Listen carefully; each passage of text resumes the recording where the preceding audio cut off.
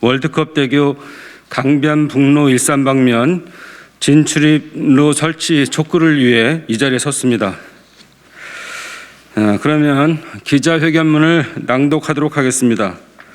월드컵대교 강변북로 일산 방면 진출입로 설치를 서울시에 촉구합니다. 지난 9월 1일 월드컵대교가 완전 개통되었습니다.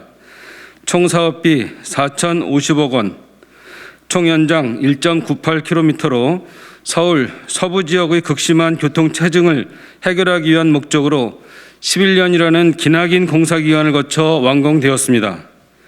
2002년 전 국민 화합을 이뤄낸 한일 월드컵, 그 의미를 기념하고자 월드컵 대교라는 이름을 붙였습니다. 하지만 이름과는 다르게 이 다리는 서울 시민만을 위한 다리이며 경기 서북부의 고향 파주 시민들에 대한 배려가 전혀 없습니다.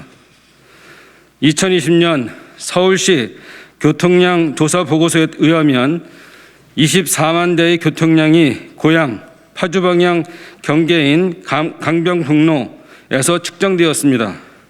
이 수치는 서울시계 37곳에서 측정한 교통량 중 가장 높은 수치입니다.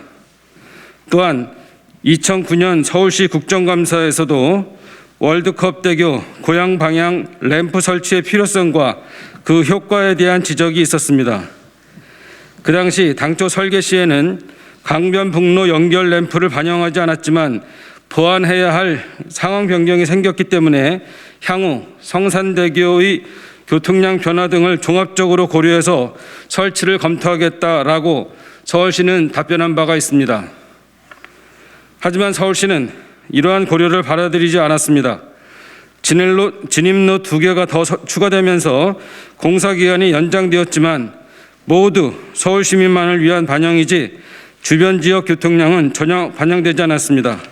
서울시는 강변북로에서 월드컵 대교로 진입할 수 없지만 다른 도로를 통해 진입할 수 있다고 주장합니다. 그러나 고향 파주 시민들이 제2 자유로를 통해 월드컵 대교에 진입하거나 월드컵 대교에서 제2 자유로에 진입하려면 세 곳에서 신호를 받아야 합니다. 그러다 보니 신호대기에 따른 극심한 교통 정체로 실효성이 없는 도로가 되어버렸습니다.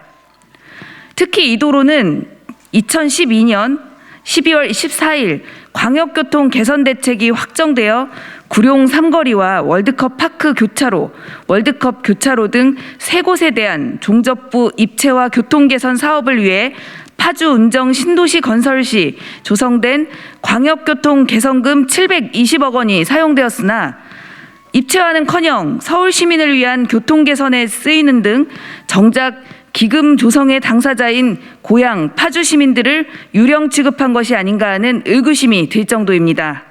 서울시의 교통행정은 서울시계 내의 시민만을 대상으로 하고 고향, 파주 등 서울 주변의 지역의 수요를 고려하지 않고 있습니다.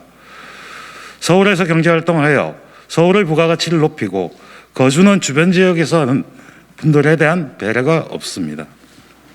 수도권 교통정책은 서울과 경기도가 하나가 되어 추진되어야 합니다. 근시안적 행정, 편협한 행정으로 수도권 교통 문제를 해결할 수 없습니다. 서울 시민, 경기도민이 아닌 우리 모두를 위한 교통체계가 구축될 수 있도록 희망합니다. 월드컵 대교 설치의 목적인 교통량 분산, 교통체증의 해소를 달성하기 위하여 반드시 고향 방향의 램프가 설치되어야 한다는 우리의 주장에 서울시의 성실한 협의와 시정을 촉구합니다.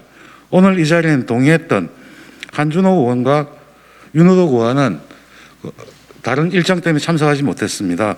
경기도 의회에서도 김경희 의원, 은희정 의원, 이진 의원, 최승원 의원, 김달수 의원, 고은정 의원이 도의회 사정으로 참석하지 않았지만 다 동의하였습니다. 네, 한 말씀 드리겠습니다.